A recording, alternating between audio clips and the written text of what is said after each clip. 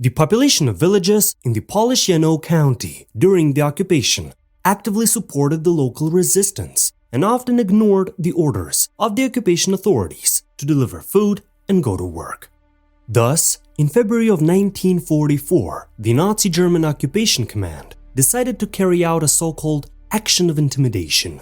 The main strike force was the 1st Battalion of the 4th SS Police Regiment, which earlier, as the 316th Police Battalion, had participated in the mass murder of Jews and punitive operations in the USSR and Yugoslavia. A total of about 3,000 policemen, SS commanders and soldiers took part in the operation to intimidate the villages of Janów County, also having with them aerial reconnaissance and armed with anti-tank rifles and grenade launchers. In truth, the action of intimidation involved the total annihilation of 6 Polish villages. The punitive operation Janów Massacre was carried out this way. First, the Nazis surrounded the village. Then the police and SS officers entered, who consistently and methodically, moving from house to house, shot every resident, regardless of gender and age. Occasionally, poor women were raped before being executed. Also, the most brutal executioners bayoneted small children, women, the disabled and the elderly, who were then thrown alive into the burning buildings. Szczecin. This is the first village to fall prey to a punitive operation on February 2nd, 1944. Early in the morning, the Nazis densely surrounded the town. As a result, only a few residents managed to escape into the nearby woods. Around 7 to 8 a.m., the houses came under artillery and machine gun fire. When the village was on fire, the Punishers entered and killed everyone in sight. The empty houses were looted and burned. Residents who tried to hide in cellars and basements died in the fire or suffocated from the smoke. There were cases of babies being killed in front of their mothers, children and adults being thrown alive into burning buildings, and the wounded being beaten with rifles. A group of women and children were taken to the outskirts of the forest, where the Nazis announced that the older boys could leave.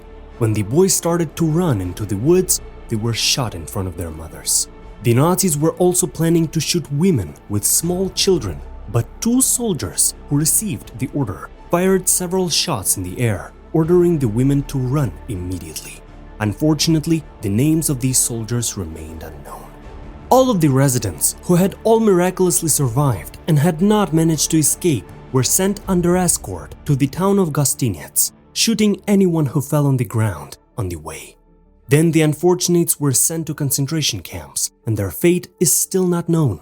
The only thing we know is that 40 men from Szczecin were shot at Majdanek concentration camp on July 12, 1944.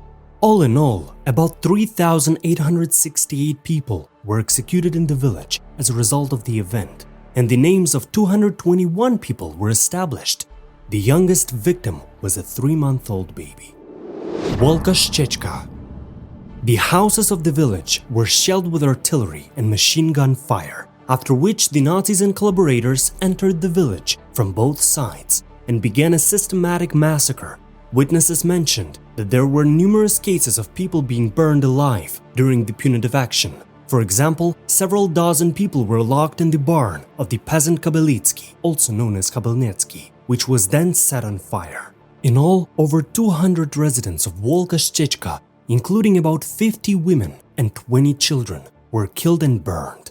The village was completely destroyed, and the survivors, like the inhabitants of Szczecin, were sent to Gostinec and then to the Majdanek concentration camp.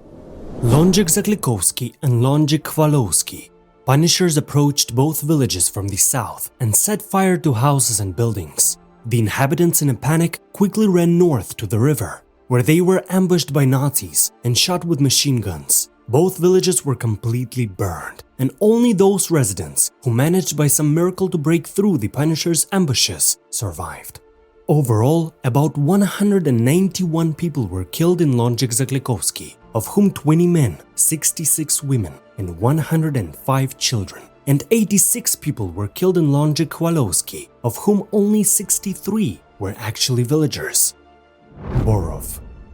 When the villages near Borów were already in flames, Father Władysław Stanczak, the local parish priest, noticed the fires during a visit to a colleague from another village. returned to and urged the inhabitants to flee. Thanks to his warning, part of the population managed to escape and hide in the nearby marshes. However, many remained in the village to save their property. Most of the women and children also remained in the village. The women assumed that they would not be harmed by the punishers. The Borów operation began at about 11 a.m. Houses were set on fire by artillery, after which the Nazis and collaborators entered the village. Most of the captive inhabitants were taken to the square, near the bell tower, and there shot with machine guns. Many others were stabbed with bayonets or burned alive. All in all, about 300 people were killed. After the war, the names of 229 murdered people were established. 183 of them came from Borów, and the rest were from neighboring towns and villages. The village was completely burned. Karasówka. In Karasówka, located between the woods, on February 2nd, 1944, the Nazis burned all the buildings, killing about 60 people. Some sources claim that the number of Karasówka residents killed was about 142, 37 men, 49 women, and 57 children. After the war, witnesses testified that 17 people were burned alive in one of the barns, and the woodcutter's family was stabbed to death. All the young women of the village were raped before they died. After the end of the war, one of the surviving witnesses, Honorata Kozlowska, recounted, "Suddenly the policemen drove up to the house and put my mother in a truck. It turned out that they took her to Lublin Castle and shot her a week later, and they burned down all the buildings.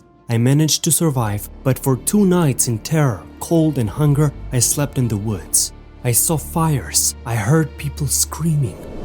And in Łążek, there lived Honorata's grandmother, who had her husband Adam, her son Joseph, and his wife and small children shot to death in front of her house.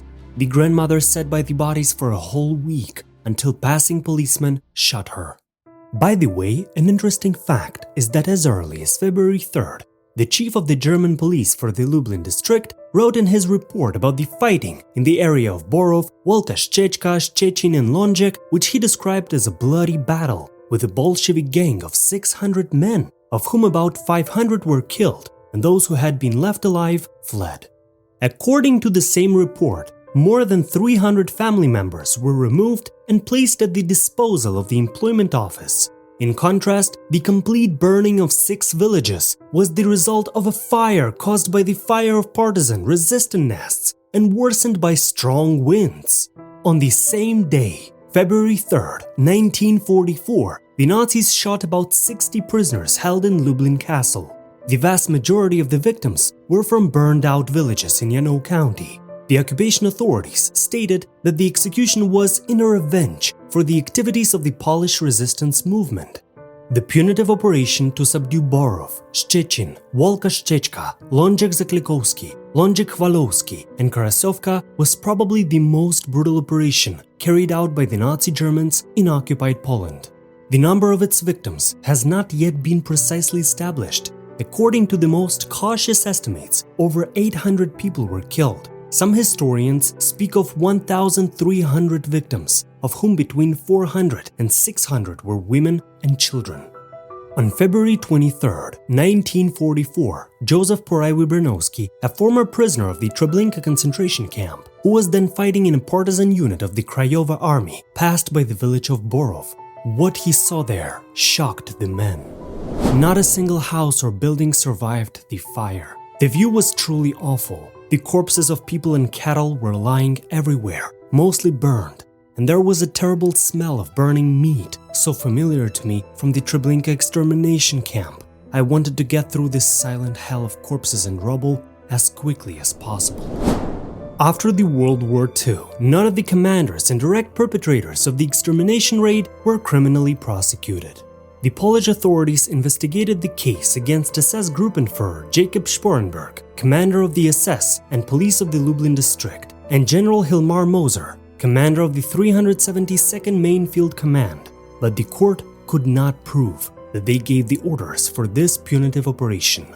Sporenberg was executed in 1952 for other crimes committed in occupied Poland, including the murder of more than 40,000 Jews, and Moser was released in 1953. In the early 1960s, crimes committed by the 1st Battalion of the 4th SS Police Regiment were investigated in Western Germany. Several former members of the unit confessed at the time that they had participated in the punitive operation in Janów County. However, the charges against them were dropped, as it was proven that the police officers involved had only been following orders and nothing more. Thank you for watching this video. Subscribe to the channel and also leave a like.